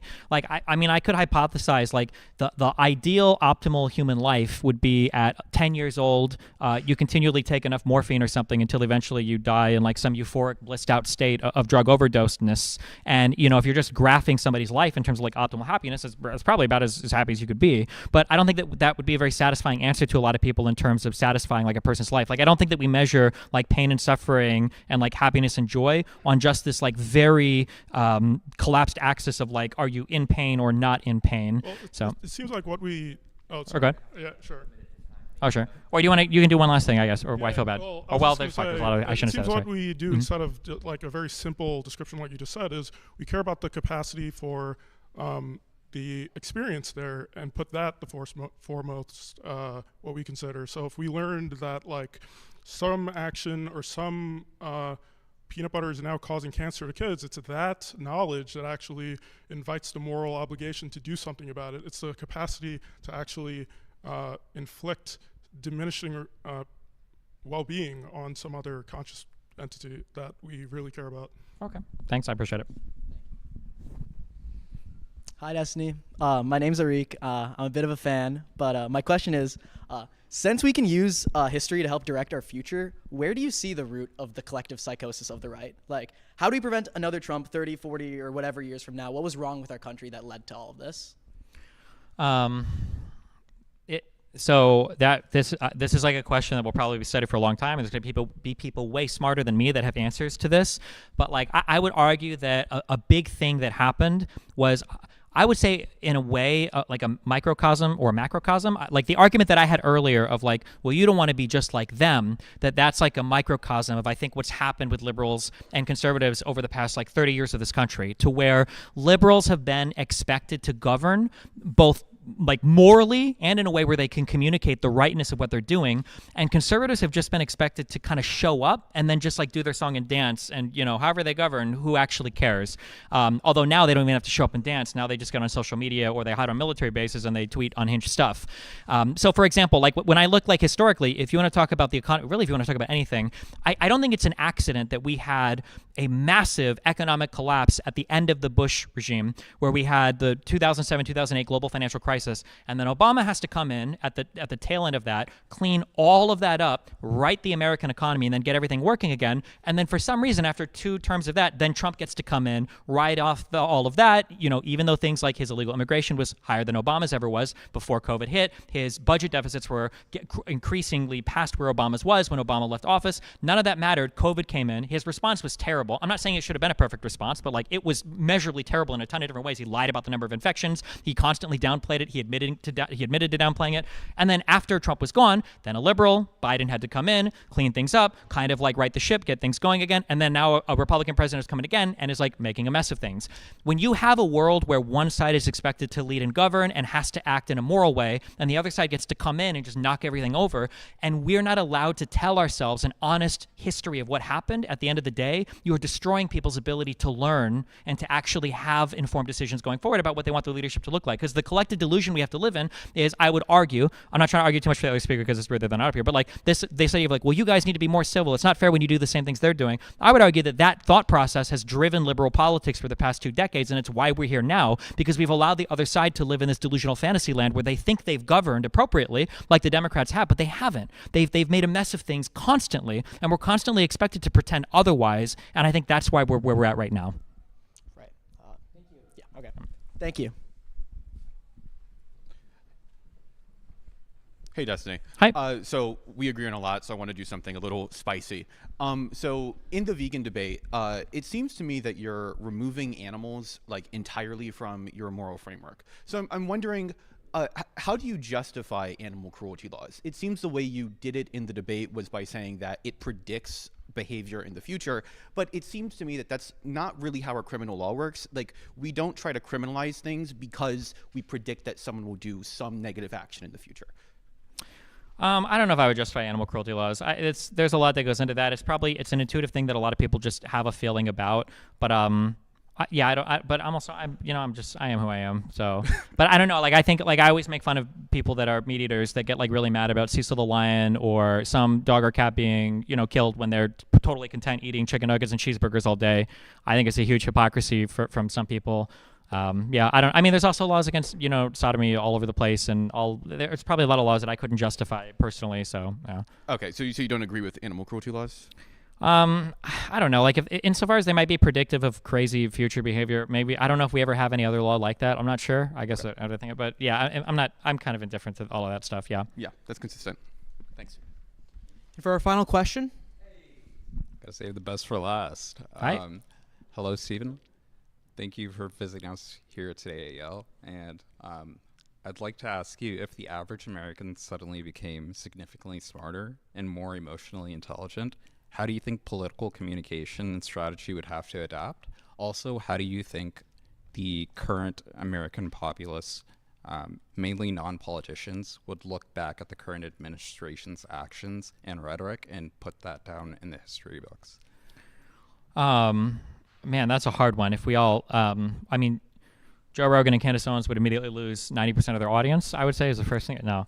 I don't know. That's a hard one. If everybody, because it's also kind of a selfish thing, because obviously we all imagine ourselves to be the enlightened ones, in terms of what everything would, everybody would look like me or think like me. The thing, I'll speak about it in this way. The thing that I think that we lose the most is that I don't necessarily think everybody needs to agree with me on everything, but there are some things that we should agree on, like ways to arrive like at epistemically sound positions, being able to evaluate news and stuff, and we should be able to have an argument over things where the conversation is rooted in like actual real fact, and then we can have a debate on where things should go from there. So I think it's an interesting conversation about like housing, or COVID is one that I bring up a lot, right? Were the lockdowns too aggressive? Should there have been vaccine mandates or not? I think that there are really compelling arguments between intellectually honest people on both sides of that conversation. There's something to be said for like, can the government really tell me that I have to inject something into my body? That's a statement that a lot of people just assume is, well, no, I'm completely anti-government mandates, but that's not true. If there was a virus that, lurked silently in your body for 2 weeks and then had a 90% kill rate, I think the most libertarian person in the world would say you absolutely need to mandate vaccines, or I should be able to kill you if I think you're infected. Like, people would go to that level. But then, when the disease becomes less significant, people start to pretend their principles are changing when it's actually more like an outcome-oriented question. So, yeah, I think the biggest thing that we've lost by not being a little bit more, I don't know if you call them emotionally or intellectually intelligent about things, but we've lost the ability to debate policy, and we're just constantly getting stuck on debating reality. Is it Ukraine's fault that Russia invaded, rather than, what are the reasons why both sides might be fighting with each other, and what should we be doing to alleviate those reasons? Or, is Israel like a bloody apartheid state that's only interested in genociding as many Arabs as possible? Or, is there a complicated interplay between the history of both of these people that other players internationally have fit into in a negative sense in both sides? And like, what can we do to alleviate the suffering, especially on the Palestinian side? I think I would imagine, looking back on this era, the biggest disagreement or the biggest issue is that you're not having like real conversations about literally anything. All of my debate that I had 3 days ago with a couple lawyers about the Venezuelan boat strikes, one guy was screeching that shipwrecks aren't blown up ships, they're just ships that get wrecked, like in Pirates of the Caribbean. They like crash on rocks. And I'm like, this isn't a real conversation. This is the most delusional stuff I've ever heard in my entire life. And every single conversation is like that. Why did you pardon this one guy who's this crypto billionaire? I don't even know who you're talking about. And then Trump just moves on. So yeah, I think that's the biggest issue, is our inability to even have a back and forth on things. Because I'm not right on everything, just like 99% of things. But like I recognize that there are people that could disagree with me on the other side, and then we could have like an interesting convo back and forth, rather than us having to argue, like is the Earth flat, or did we go to the moon, or is the French government really putting hits out on Candace Owens, or is Macron's wife actually another husband? And it's just so stupid. Yeah, and these are the most popular podcasters on the planet. It's really sad, I think. Yeah. Beautifully said. Thank you. Yeah, thank you very much. All right.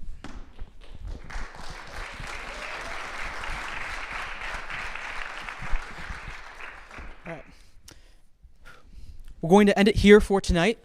On behalf of Yale Effective Altruism, I want to thank Stephen Minnell for coming to campus and debating with us. Thank you as well to our debaters, Hassan Kadir, Sherry Huang, Hannah Owens-Pierre, Cole Haynes, and to our moderator, Giuseppe Di Massa, and to all the volunteers who helped with this event. Thank you for coming, thank you for listening, and engaging with the arguments. Please exit the hall calmly so we can hear the room and break up down the setup. Have a good night.